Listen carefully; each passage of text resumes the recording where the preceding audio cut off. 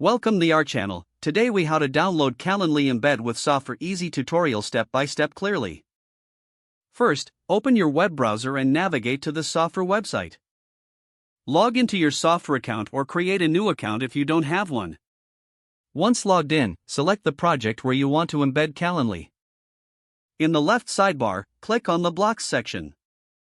Scroll through the available blocks until you find the Embed block. Drag and drop the Embed block into your project where you want the Calendly widget to appear.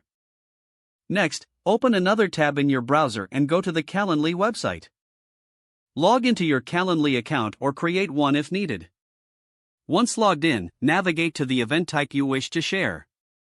Click on the Share button located near the event type. In the Share options, select Add to Website.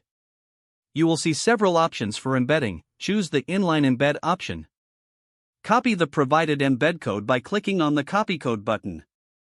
Return to your Softr project where you added the embed block. In the embed block settings, paste the copied Calendly embed code into the designated area. Adjust the width and height settings as necessary for your page layout. Click the Save button to apply the changes to your project. Preview your project to ensure the Calendly embed appears correctly. If everything looks good, publish your Softr project to make it live for your audience. Congratulations, you have successfully embedded Calendly in Softr. If the page does not load, refresh the browser or try again in a private or incognito window. Make sure you are using the correct email address, then retype it carefully to avoid small typos. If your password is not accepted, use the reset option and create a new strong password you can remember. Check your spam folder for verification or security emails, then complete any requested confirmation steps. Enable two-factor authentication if available to improve account security and reduce unauthorized access risk.